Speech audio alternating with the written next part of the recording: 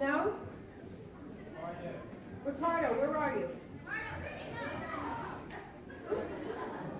Ricardo, I'm not going to make you come up here because it's kind of a long walk and there's a lot of wires. But I thought that since your brother is in Iraq, and it would be appropriate if you would lead us in the flag salute. Could we all rise, please?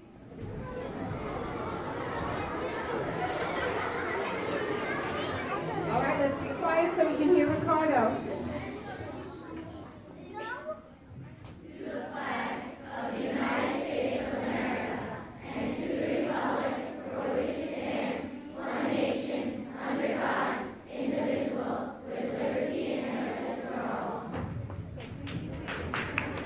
Thank you, Ricardo.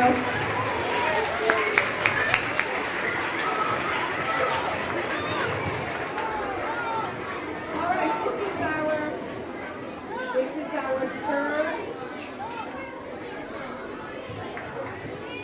this is our third annual Shoestring Player Assembly. We've been running this program for 3 years. Lauren and Tracy have been coming for 3 weeks to our school twice a week to spend time with each 5th and 6th grade.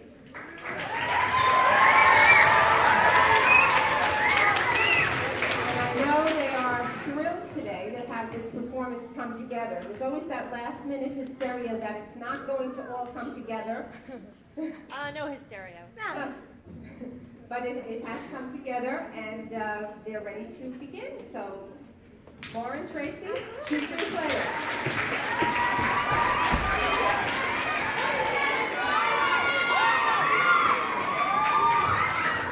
Thank you. Now shush.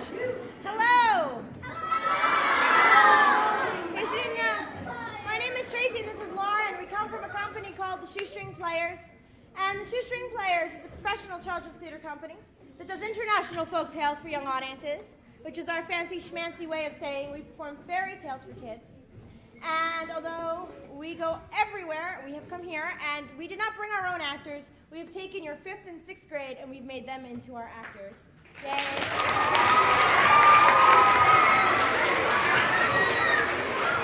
And we have brought with us 4 international folk tales from all over the world that they will be performing for you that the professional shoestring players perform all the time. And you might notice that there is nothing on the stage. We don't have any fancy props or sets all over the place or costumes. And that's because in shoestring players, we don't believe in that stuff. If we need mountains, we make mountains out of people. And we make stew pots out of people and all sorts of crazy things out of people. And most professional theater companies rehearse 8 hours a day for at least 4 weeks before they put up a show. The 5th and 6th grade have been given a total of 6 hours. They have been given 6 hours to perform what you are about to see. So we call this a work in progress, which means they're not quite done. If we gave them a little more time, they'd probably be even more awesome. But we think they're pretty awesome the way they are. So let's get on with the show. And they have no idea what order they're going up, so I'm watching them all sitting there like... Our first group is Miss Eisman's group. So come on up,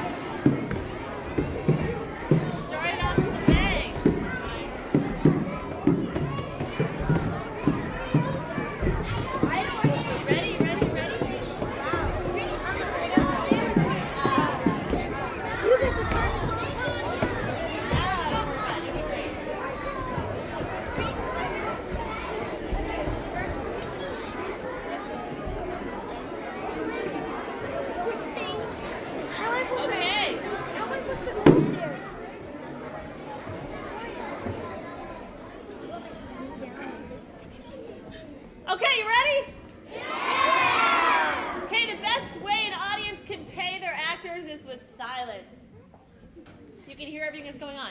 All right, here we go, gang.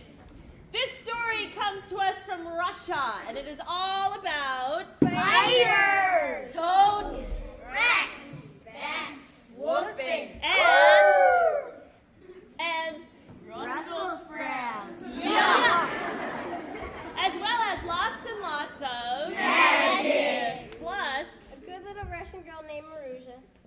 and A hedgehog. There's not really a hedgehog. What's a hedgehog? it's like a porcupine. Oh. But most of all, our story is about the terrible Russian witch whose name was Baba Yaga! And don't say you haven't been warned. Once a long time ago, a good little Russian girl named Marusha went into the forest to hunt for wild turnips. She had lost the money her mother had given her, and she was determined to find the turnips before she went home. So, as she searched and searched, she didn't realize she was getting deeper and deeper into the forest. You're getting deeper and deeper. And she didn't realize it was getting later and later. It's getting later and later. Until finally Marusha realized she was lost. You're lost, kid. And poor little Marusha panicked. And she began to run around in circles. You're still lost. No way, baby. Try west. Until poor little Marusha saw the strangest sight she had ever seen. There, coming towards her through the forest, was a wooden house. It was traveling on chicken legs and had crossbones and skulls for a fence.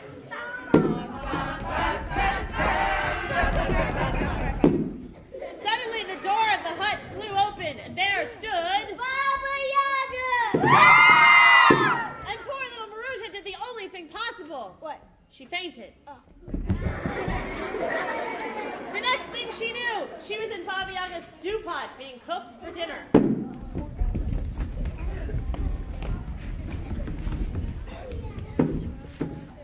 Some onions to go with my bad little Russian girl. Baba Yaga! Some peppers to go with my bad little Russian girl. Baba Yaga! Some tomatoes to go with my bad little Russian girl. Baba Yaga! Baba Yaga! What do you want? I'm a good little Russian girl. Get out of my pot. I can't cook a good little Russian girl, but you won't get off that easy, little girl. You'll have to do my chores, clean my house, and have everything ready before I get back tomorrow night, or else. So the next day, little Marusha did all of Baba Yaga's chores.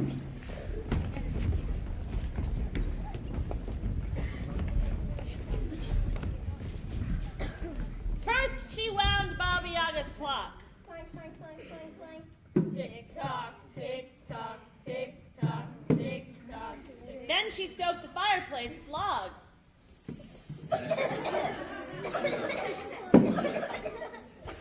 And then she spun some yarn on the spinning wheel.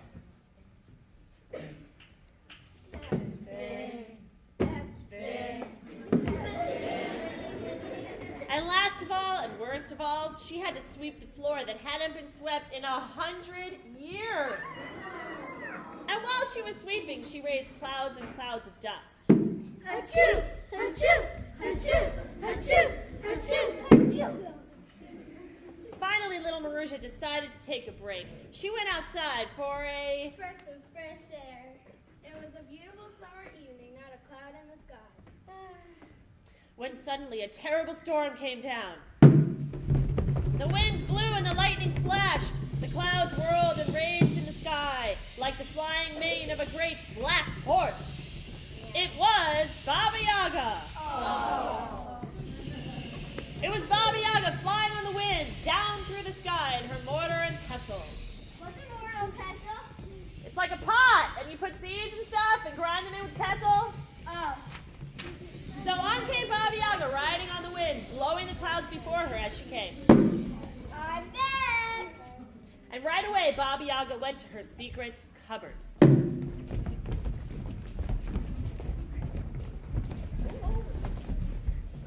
She searched through her hundreds of keys until she found the right one. The shelves were filled with jars and jars of Spiders, toads, rats, bats, wolfsbane, and Brussels sprouts. Yuck! but one jar on the shelf remained completely Empty. Bobby Yaga, why is that jar completely empty? Perhaps this is a good time to mention that any time someone would ask Baba Yaga a question, It would make her 1 full year older. Don't do that. What did I do? Why won't you tell me? Stop. That one jar is waiting to hold the seeds of the black sunflower. I have searched all over Russia to find it, and when I do, its seeds will give me back my youth, and I will turn young and beautiful once again. Oh, Bobby, can I have some turnips? Sorry, I forgot. Why do you want turnips? We have cabbage and onions and Brussels sprouts. Yuck! So why could you possibly want turnips? Well, my mother gave me some money to buy some turnips, but I lost it, and that's why. Aha! So you lost your mother's money. That means you really are a bad little Russian girl. quick as a flash, Marusha found herself back in the stew pot. There she met a hedgehog Baba Yaga had added for flavor. Hi, I'm Marissa. Hi, I'm a hedgehog. It's not really a hedgehog. How'd you get to be a hedgehog? Well, one day I found this magic garden, and I fell under this black sunflower. Sunflower! Yeah, and when I woke up, I was a hedgehog. Did you say black sunflower? What did you say about the black sunflowers? Oh, nothing. What do you know about the black sunflower? Oh, something. Do you know where the black sunflower is? If you take us out of the pot and give me a bag of turnips, I'll show you. Deal? Deal. So Baba Yaga took Marusha and the hedgehog out of the pot, and off they flew in the mortar and pestle.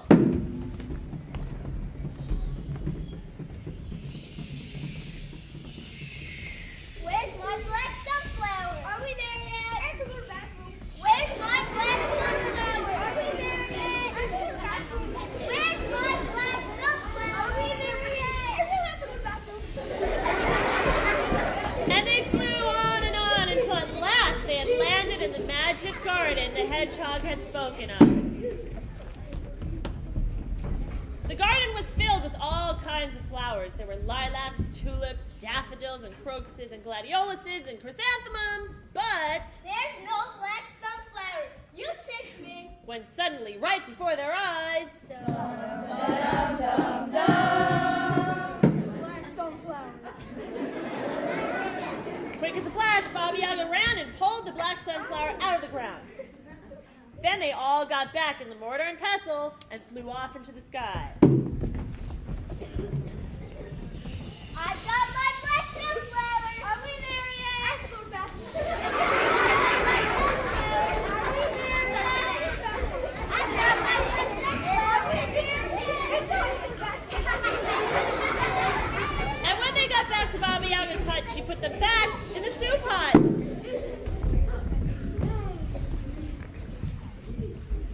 Hey, no fair. Here's a rabbit turnip. Thanks. Deal's a deal, but you're still a little bad Russian girl. Well, I got the turnips for mother, so that makes me a good little Russian girl. Get out of the pot. I can't cook a good little Russian girl, but at least I still have my hedgehog stew. When suddenly, But I'm not a hedgehog. When you took the black sunflower out of the magic garden, the magic spell was broken. My name is Mishka, and I am a good little Russian boy.